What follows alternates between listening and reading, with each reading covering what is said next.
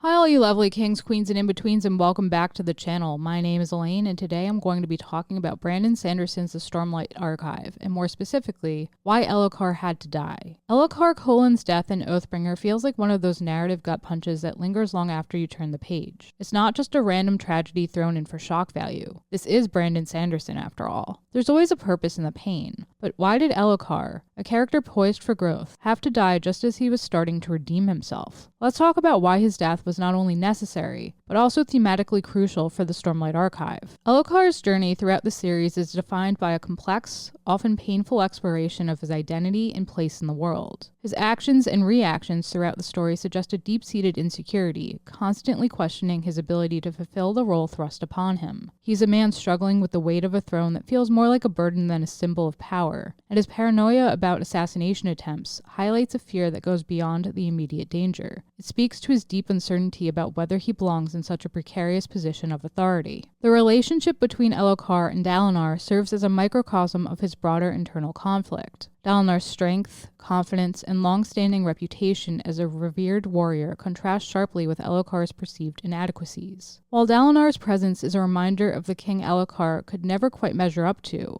it also underscores Elhokar's desire for validation from someone who is both family and a symbol of what he feels he should be. Their relationship reveals much about Elhokar's psyche, the constant comparison to his uncle, the overwhelming desire to be seen as worthy in the eyes of those around him, and the difficulty in forging his own path when those around him, especially Dalinar, seem so much more capable. Within the chaos of Elhokar's doubts and insecurities, there are moments where he rises above his internal conflict, demonstrating a capacity for growth that is often overshadowed by his struggles. These fleeting glimpses of potential show a side of him that wants to be more than just a king in name, a king who rules with empathy and a willingness to listen. A standout example occurs when Elhokar listens to others, a rare yet telling moment in his journey. Throughout much of Oathbringer, Elhokar is portrayed as rash and impulsive, often making decisions driven by fear or a need to prove himself. His reactions to threats, particularly his paranoia about assassins, reflect his insecurity about his rule. However, when he listens to people like Dalinar and even his own captains, he shows a capacity for reflection that distinguishes him from the more stubborn or prideful leaders around him. This ability to listen marks a critical difference between Elhokar and many of the other figures in his life, who are often entrenched in their own perspectives and unwilling to entertain advice or collaboration. For example, in a pivotal scene during the War Councils, Elhokar holds back from making impulsive decisions and instead takes time to consider Dalinar's advice on a strategy that could potentially save lives. While this doesn't instantly make him a wise leader, it shows that he is willing to step beyond the knee-jerk reactions that have defined him in the past. It's a small yet significant moment that signals Elhokar's potential for growth, hinting that his leadership can evolve beyond ego-driven decisions if he continues to learn and adapt. Further, Elhokar's attempts to assert control in the political chaos of his kingdom provide additional examples of his latent potential. While much of his role has been characterized by uncertainty and a lack of direction, there are moments when Elhokar makes a concerted effort to understand the complex dynamics of his people. One such moment occurs when he seeks to calm the political instability surrounding his rule, not through authoritarian measures, but through diplomacy and understanding. Instead of wielding his crown as a symbol of unquestionable power, he attempts to use his position to create alliances and find common ground with his political rivals. In these moments, Elhokar is not simply trying to project strength. He is trying to engage with his people as a king who truly wants to protect and serve, even if his methods are not yet fully refined. Elhokar's moments of leadership, while still clumsy and uncertain, carry weight because they are born from genuine intentions rather than the desperate desire for validation. His growth is slow, and it's often obscured by the weight of his self-doubt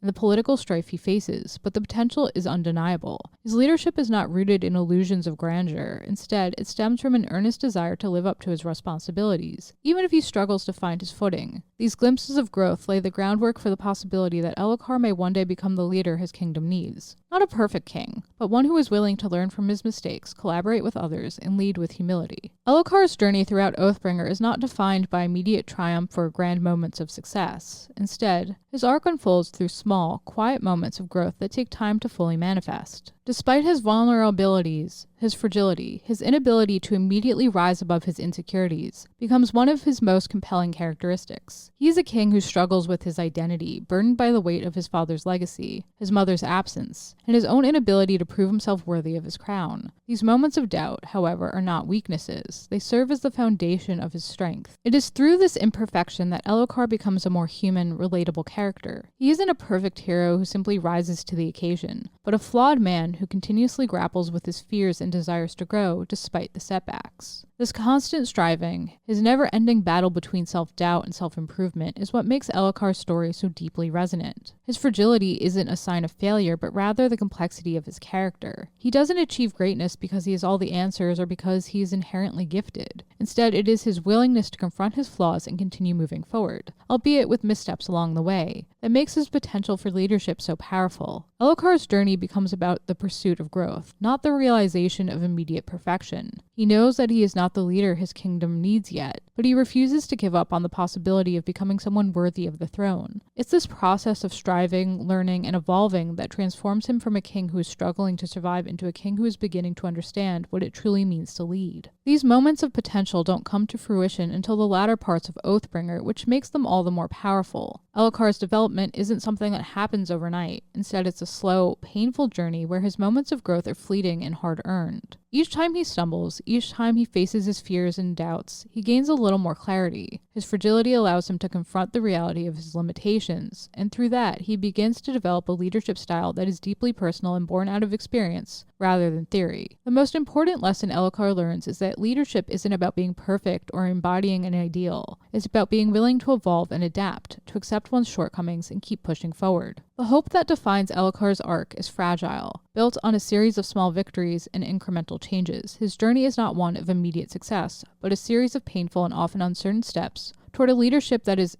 uniquely his own. This hope is fragile because it isn't built on guarantees. It isn't built on the idea that Elhokar will ever be the perfect king or the perfect man. Instead, it's the hope that, through perseverance, he will find a way to lead with authenticity, that he will find the strength to break free from the shadow of his father and be the king his people deserve. What makes this hope so poignant is that it is not solely about Elhokar's potential. It's about the process of trying again and again to be better. It's about the small, quiet moments of growth that build over time, showing that despite his flaws, Elhokar is moving towards something greater. His journey is not just about what he could become, it's about the bravery in continuing to strive, even when the outcome is uncertain. In this, Elhokar's story becomes not just a tale of potential, but a testament to the strength that comes from embracing one's own humanity and striving for something better, no matter how difficult the path may be. By the time we reach Oathbringer, Elhokar has begun to confront the deep-rooted insecurities that have plagued him throughout his life. His time in Kholinar, in particular, becomes a critical turning point in his journey. It's here that we see a man who is no longer content with being a figurehead, someone simply wearing the crown because it was handed to him. Instead, he is actively trying to change, to evolve into the kind of leader his people need, and more importantly, the kind of man he can respect. His willingness to face his own shortcomings and take responsibility for his failures is both painful and admirable. He doesn't simply hide behind the mask of a ruler, trying to project strength he doesn't feel. Instead, he admits his flaws and looks for ways to improve, something that few kings, let alone people in general, are willing to do. This act of vulnerability is what begins to lay the foundation for the possibility of growth in him. Elhokar is learning that leadership is not about the appearance of power, but the willingness to confront one's own humanity. This shift in Elhokar's character becomes particularly evident as he tries to embody the ideals of leadership that he once thought were out of his reach. Throughout the Stormlight Archive, we see a variety of leadership models. Characters like Dalinar and Kaladin, who seem to embody strength, courage, and unwavering resolve. Elhokar, in contrast, has always been seen as a shadow of his father, someone who could never quite live up to the legend of the Kholin name. But in Oathbringer, he begins to understand that leadership isn't about being perfect or about embodying some idealized version of strength. It's about making hard choices, owning up to mistakes, and striving to do better, even when the road ahead is unclear. This is especially important for Elhokar because it means accepting that he doesn't have to be someone he's not to be a good leader. He's learning that true strength is found not in dominance, but in self-awareness and humility. The most telling example of his growth is his bond with the spren that could have made him a radiant. In a moment that encapsulates his journey, Elhokar finds himself on the cusp of bonding with a spren, a symbol of his potential to rise above his insecurities and take on the mantle of leadership in a way that transcends mere authority. The possibility of becoming a radiant is a significant milestone, not just for his power, but for his personal transformation. It represents a turning point where Elhokar can finally step into his own, not as a king by title alone, but as someone with the strength to make meaningful choices, lead with integrity, and inspire loyalty, not out of fear or obligation, but out of genuine respect. Yet, even as he comes so close to bonding with the spren, we're reminded of just how fragile this hope is. In many ways, this moment encapsulates the core of Elhokar's character. He's not an obvious hero. He's not a knight in shining armor or a perfect leader who has everything figured out. He is, instead, a man grappling with his own doubts, his own sense of inadequacy, and trying to forge a path that will allow him to lead in a way that feels authentic. The moments of potential are always fleeting, always teetering on the edge of realization, but never quite fully realized. And yet, it is this very fragility that makes them so powerful. The hope that Elhokar can turn things around, that he can grow into the leader he desperately wants to be, is a quiet, almost imperceptible thing. But it is there. It's a hope that is carried in his attempts, in his willingness to face his fears and embrace his vulnerabilities, and in the small steps he takes to move beyond the man he once was. As we move further into Oathbringer, these moments of potential become even more significant. Elhokar's growth is not a sudden transformation, nor is it guaranteed that he will succeed. But it's in the slow, deliberate process of trying, of failing and trying again, that we begin to see the possibility of a king who could one day fulfill the role his people need him to. His arc is a poignant reminder that true leadership is not born from perfection or the absence of doubt, but from the willingness to keep moving forward even when the path is unclear and the challenges seem insurmountable. In this sense, Elhokar's journey becomes about more than just self-improvement. It's about the fragile hope that, with time, persistence, and a little bit of faith, he can finally evolve into the king he has always yearned to be, a ruler who rises above his insecurities and steps into the shoes of a true leader. His struggle is a slow, sometimes painful process, but it's one filled with the potential for growth, a growth that we, as readers, begin to believe in, and then, in a heart-wrenching twist, Moash kills him. Brutally, publicly, in the very moment when Elhokar is speaking the first ideal, the words that symbolize his commitment to change, to rising above his flaws, and to embracing a path of true leadership. It hurts because it feels so unbearably unfair. It feels like the rug has been pulled out from under him just as he's beginning to grasp the chance to be the person he always wanted to be. But that unfairness is exactly the point. Elhokar's death serves as a grim reminder that redemption arcs don't always guarantee happy endings. Growth, while beautiful and necessary, doesn't necessarily shield characters from the full weight of the consequences that come from their past mistakes. For years, Elhokar was a weak and ineffective ruler, failing to rise to the responsibilities placed upon him.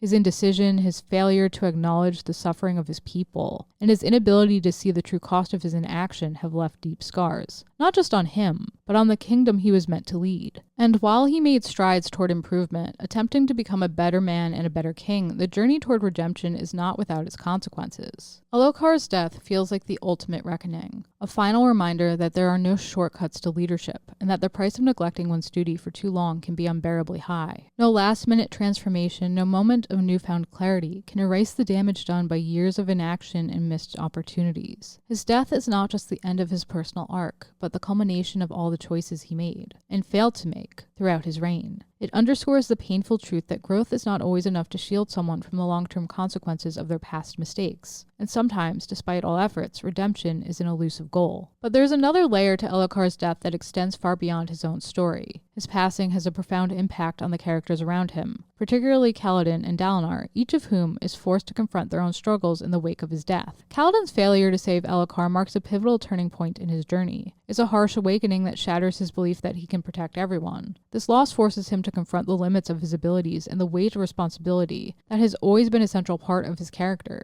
It's not just the death of a king, it's a painful reminder that even someone as powerful as Kaladin cannot shield everyone from harm, no matter how hard he tries. His inability to save Elhokar will reverberate throughout his development, challenging his sense of purpose and pushing him to reevaluate what true protection and responsibility mean. For Dalinar, the loss of his nephew serves as a catalyst, pushing him even further down the path of uniting Roshar and fulfilling his larger vision. It solidifies his resolve to break the cycle of generational failure and forge a legacy that will last beyond the mistakes of the past. Dalinar has already witnessed the death of his brother Gavilar, and now the death of his nephew strikes at the core of his family's brokenness. Elhokar's death pushes Dalinar to confront the fragmented state of his world and, more urgently, to face the fact that the past mistakes of his family are not just things to be mourned, but things to be actively corrected. It strengthens his resolve to unify the nations of Roshar and work toward a future that can transcend the old ways of failure and division. And then there's Moash. His role in Elhokar's death is more than just a moment of vengeance. It's a betrayal of the very ideals that Kaladin stands for. Moash believes he is breaking chains by killing Elhokar, seeing it as an act of justice, a way to free himself from the shackles of oppression. However, in truth, he is only forging new chains for himself, chains of bitterness and hatred that bind him far more tightly than any physical chains ever could. Elhokar's death becomes the anchor for Moash's fall, marking the point where his character shifts into a tragic cautionary tale. He is so consumed by his desire for revenge and his bitterness toward the world that he loses sight of the potential for personal growth and healing. Moash's actions reveal the destructive power of unchecked resentment and the dangers of allowing one's anger to define their choices.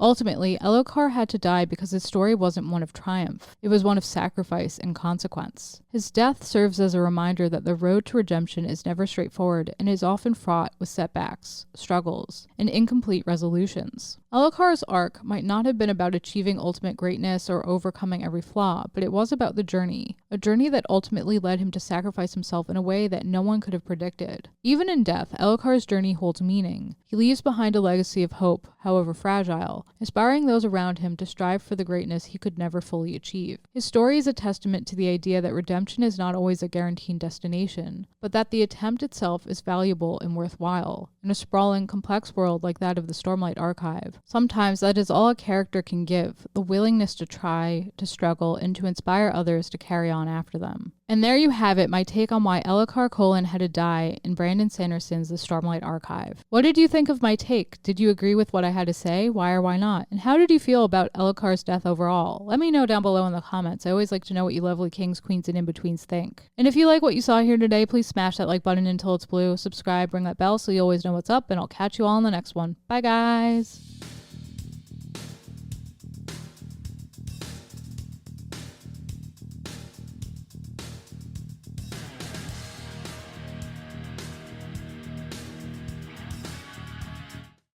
Hi, Tisha Valenza, aka Poison Ivy, and you've just been watching King's Entertainment Reviews.